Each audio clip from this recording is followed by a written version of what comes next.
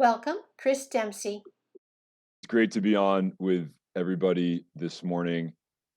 I'm a Brookline High School graduate, so we had plenty of battles with the Womps over the years on the basketball court and the baseball field, but no hard feelings, and it truly is great to be with you. I want to also acknowledge my friend Rob Kearns, who is a great advocate for the environment and for public transportation, and he and I have had the chance to work together to fight for better transportation over the years. So, Rob, it's great to see you. So I'm running for Massachusetts state auditor because I think Massachusetts is the greatest state in the nation and all of us deserve a state government to match. You may have heard that Auditor Bump is not running for reelection. I know that Auditor Bump is a Braintree person originally and was a state rep for many years and served you all well. She is a friend of mine, someone I have known since 2006, and I think she's done an admirable job in the office. The office is all about making state government more transparent, more accountable, more efficient, and more fair. I'm the son of public school teachers. They met while teaching in the Boston public schools. They were placed in adjoining classrooms, and it was love at first sight. And I grew up in a household where we talked about the importance of public investment and public policy. We talked about the fact that they would often dig into their own pocket to pay for school supplies or for extracurriculars or field trips, as so many public school teachers around the Commonwealth do. We talked about what was working in state government, what wasn't working, and how things needed to change. And that's actually a pretty good job description for what the state auditor does. We send a team of 200 auditors and analysts into every branch, every part of the executive branch, and figure out what's not working, make recommendations for changes, and then use the bully pulpit of that office to be an advocate for that change within state government. And working to improve Massachusetts state government is the theme throughout my career. You deserve a state auditor who is independent, who has worked within the executive branch of state government, but also spent time in the private sector, and who has most importantly stood up to powerful special interests to protect the public interest. As Assistant Secretary of Transportation for Governor Deval Patrick, I co-founded the program that created smartphone apps that tell you when your bus or your train is going to arrive.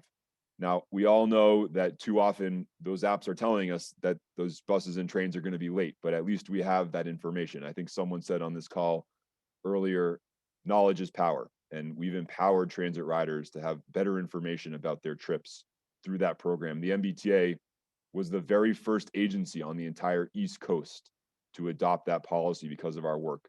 Not an agency known for its innovation, but it was when I was working on it. In the private sector, I worked with some of the largest businesses in the country to help the economy grow and worked at a software technology startup that grew jobs here in Massachusetts. And as the co-founder of No Boston Olympics, I led the grassroots opposition to a risky Boston 2024 Olympic bid that would have cost you as state taxpayers 10 to 15 billion dollars and drained resources from more urgent needs like schools and public health. Now, we were going up against some powerful forces in that campaign. In fact, according to Boston Magazine's list of the most powerful Bostonians, 4 out of the top 5 were supporting or working for the Boston 2024 bid, including my former boss, Deval Patrick. We got outspent on that campaign 1,500 to 1. They spent $15 million on their side. We spent less than $10,000 on our side. But we had the facts on our side. And over time, we had so many of you, people who were just regular citizens, regular folks who thought, you know what, this is not the best use of our taxpayer dollars. This is not the right focus for our Commonwealth when we have so many other challenges to tackle, whether that's fixing the red line, improving our public schools, working on public health. Those should be our priorities in state government, not a 3-week sporting event. There's so much to be proud about and to love about Massachusetts, but this past year has shown a bright light on the shortcomings of our state government.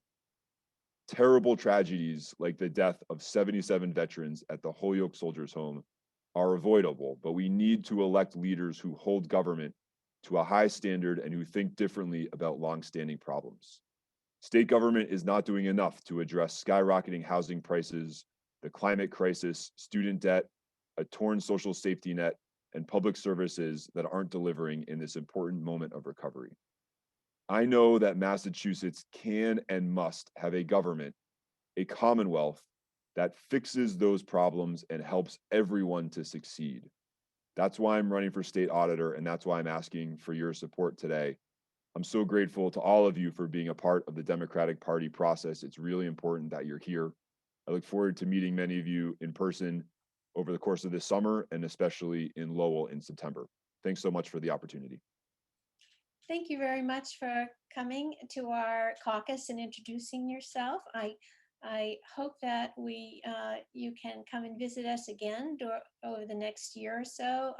We're going back to in-person meetings in the fall, and we would love to have some time to do a Q&A, but I know you have two other caucuses to go to, so I will let you head off and wish you the best of luck.